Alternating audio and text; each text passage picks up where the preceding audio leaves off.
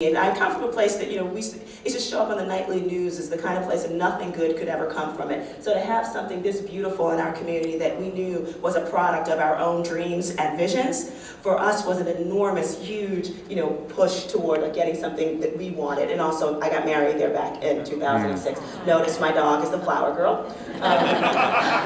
But in addition to, but really it did serve as a source of inspiration for us to dream bigger about what we could see in our own communities and what we wanted people to see in us as well. And so we were able to start, one of the things that we did that I thought was the most amazing was helping people understand that the environment was not something that existed over there, but that it was something that was a part of us, and it really did move us to think that we were a part of it if we allowed ourselves that little luxury. And so we realized that as we nurtured it, it nurtured us right back. So we started one of the country's first green collar jobs training and placement systems and trained people in the fields of ecological restoration, everything from green roof restoration or installation to wetland restoration to learning how to clean up contaminated lands to even urban forestry, planting many trees for the health benefits that they actually have in our local communities. And we were able to do that not only because we gave people the hard skills, but also the soft skills, because many of the people that we worked with were folks that had some real serious barriers to employment, folks that were in the criminal justice system or had been in the criminal justice system, or those that had some very, had been, part of the social welfare system since the day they were born. Many folks had not even know what it was like to even have a job. And so giving people those kind of skills, like helping them to become leaders in their own lives. How do you be a part of a team? How do you make sure that you arrive on time for a job and be present for your coworkers to do the best job you could possibly do? And the thing that I'm most proud of with that is the fact that we were able to get 85% of those folks employed, which is a huge, huge victory, especially when most job training programs around the country are happy if they get 50%. And so for us, and also to get people in college, the type of people that have been written off since the day they were born practically, was a real enormous validation to what happens when you supply people with the right kind of skills and support. We also wanted to show that this green thing wasn't just this like hippie earth, tree hugger thing, because we had to show that you could actually make money off of it as well. So we started a community-based, run by a community organization, green roof installation program. And a green roof is simply, it's a sustainable building technique. It was actually featured started in Europe, mostly in Germany, I believe, where you plant a roof and it attracts with structured soil medium as well as living plants. And it retains lots of stormwater. Because it's a green surface, it actually cleans the air.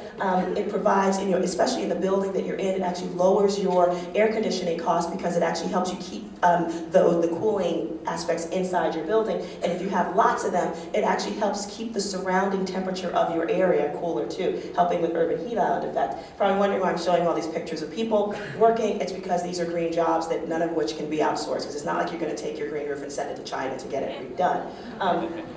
But this is the one. Hello. We can clap for that. I think we should.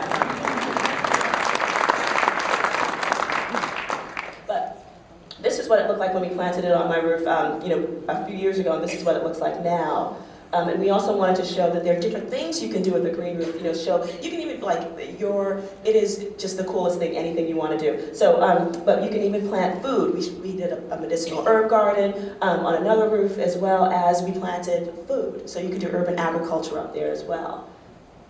And this was the most delicious strawberries I've ever had in my entire life, and they were upstairs from my office. And also, not to say that you're ever going to completely not use big, huge end-of-pipe sewage treatment plants like this kind of infrastructure, but if you use horticultural infrastructure like green roofs and urban forestry, it actually reduces the amount of these kind of burdensome, single-use, very ugly, smelly too, infrastructure that we've come to depend on in our kind of machinist age. And just imagine also what it would be like for all the little birds that fly south for the winter and to see this on their way down. They forget where they were going. They kind of stay up north, which would be bad for them, but that's not a good thing. But anyway, we like it. But also, the other thing, I love the whole green thing in a big, big way. However, we do depend on technology, and we want to see it work for people as opposed to just being technology for the sake of technology's sake.